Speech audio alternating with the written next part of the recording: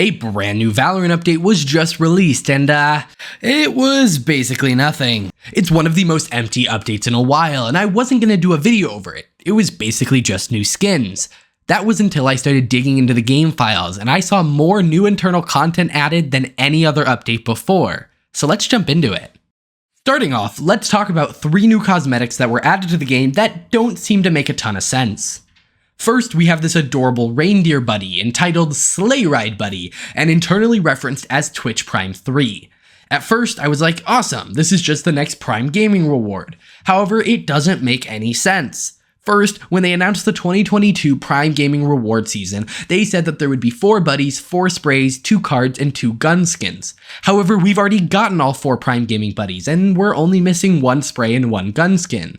So what's the deal with that? And also, normally these rewards aren't labeled Twitch Prime 3. Normally they're just labeled, Random Buddy 2.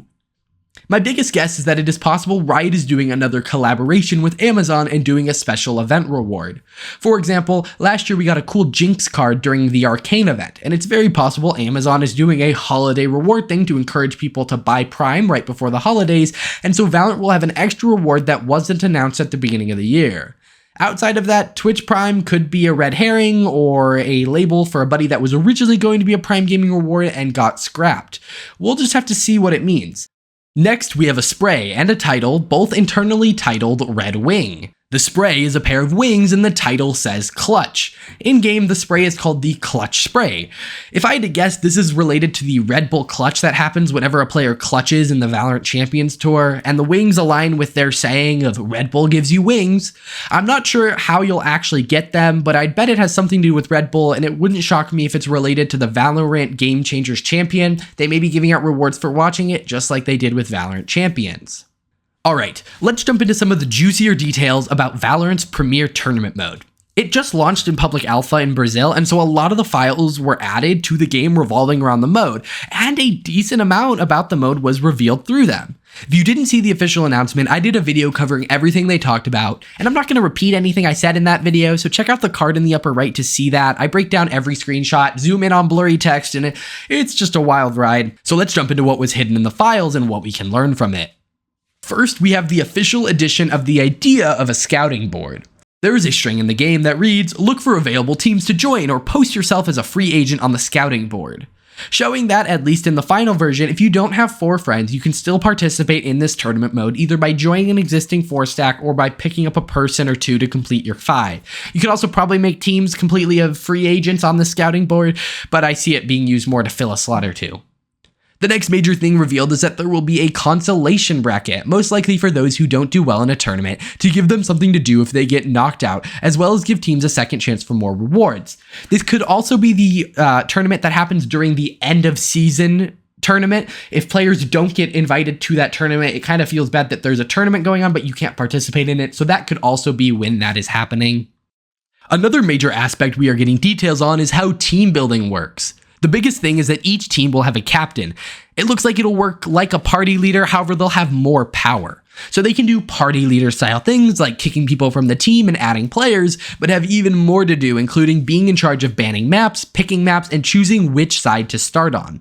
In addition, they can control the team name, tag, and icon. As team captain, you can transfer captainship to another the same way you make someone the party leader.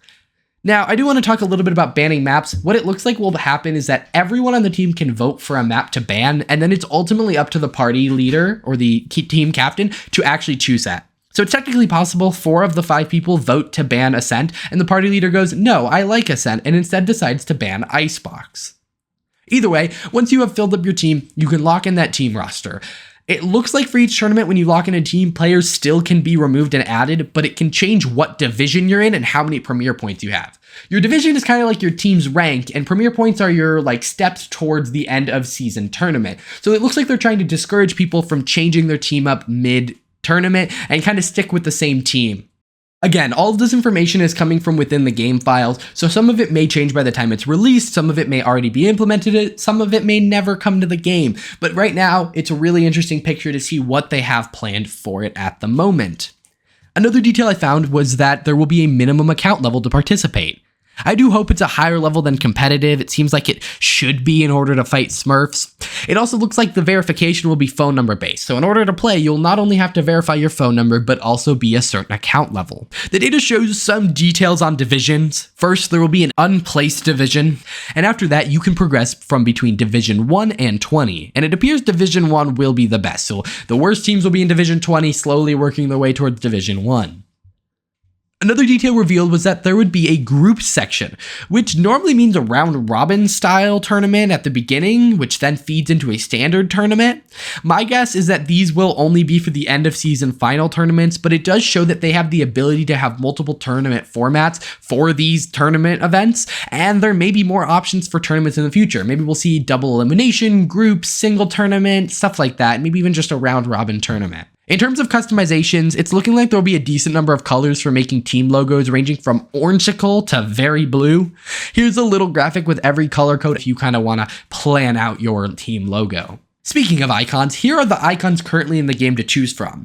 There seems like a pretty low number, and this could be just because it's in the alpha. However, it could also be something that they try to monetize either by having you pay for more team icons or giving team icons as a reward for doing well in tournaments. Alright, that was a lot of tournament stuff, so let's shift our focus over to some upcoming features that are being added to the game files. Well, it was announced a while ago, if you have a valid Xbox Game Pass subscription, you will apparently receive a bonus XP from games as well as every character unlocked. A decent number of assets regarding this were added to the game with this update, including a menu that'll pop up regarding having a successful link and having successful delinking of your account. It was announced as a feature coming within the next year as of earlier this year, so we could see it soon. However, based on its date, it feels like it's going to be an early 2023 launch, although it's really cool to see that they are working on this feature. I don't think they're going to necessarily have anything exclusive for Xbox Game Pass, but it looks like bonus XP and having all the characters unlocked. Next, we have a skull icon in the section of the game files for the in-game scoreboard, basically the menu that pops up when you press tab. This skull is labeled as Icon's Death, and most likely signifies a change to the tab menu is incoming, including a new method of showing who's dead on your team, or possibly giving better insights into each round, similar to what some programs do, showing your kills and deaths per round. I'm not sure exactly where this skull is going to be used, but it seems like an overhaul to this menu is incoming, and I really love that. More information is always better. Alright, next is the biggest reason I wanted to make this video. A new image entitled Val UI Rewards Program Header 1 is in the files. This background header is a new image in the main menu section and seems to hint at a new program for rewarding people. Now, in a previous video, I talked about some progression changes that may be coming to the game, including loot boxes and a new daily mission system. However, this appears to be a separate system and just be a different way to earn rewards. My guess is that this would be a new way to earn rewards in-game by doing various tasks. Things like watching Valorant esports tournaments, buying merch, and out-of-game tasks that could encourage you to do more than just play Valorant, making it more of a lifestyle, as cringe as that sounds. Now, I could be wrong about the intention, however, it's almost guaranteed that this will be the header to a new menu with a new way of earning rewards. Now, this could be linked to tournaments, but the name Valorant Rewards Program really seems to suggest that you're going to earn Valorant rewards for doing something that's not just necessarily playing. Seems like a more general account-wide thing. Even if it is just in-game play, it doesn't seem like it would be necessarily linked to tournaments. In addition, another new icon named Total Rewards is also in the main menu screen. This one is a generic arrow and may hint at progressing down a track or maybe the new progression system, but I'm not exactly sure. The idea of alternate ways to get cosmetics rather than just battle passes in Prime Gaming seems exciting. Let me know your thoughts in the comments down below. I think this could be really, really cool to have like Valorant points, and you get them, not Valorant points, we already have those, but to have, some sort of points that you can earn by watching Valorant esports and kind of just participating positively in the Valorant community. Okay, the last major thing I found has some data regarding a search bar that would be in a shared widgets or tools folder that could be on multiple screens.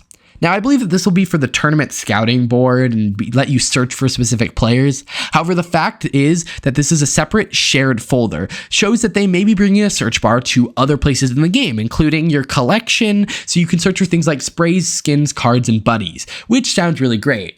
The only one search bar I can think of right now is the leaderboard search bar, and that was contained within its own folder in the leaderboard. So the fact that this is going in a shared folder makes me think multiple parts of the UI are going to try and access this. But you know, that's just all speculation. All right, guys, that's it for this video. It turned out to be a lot. So if you enjoyed, hit that like button and subscribe. And if you want to see more content from me, check out this video where I talk about the history of Jett in the meta and every change she went through to get to where she is today. It's a completely different video than a lot of the other stuff in my content. So I'd love for you guys to check it out and give me your thoughts on it. Either way, guys, I'll see you in the next one. Bye.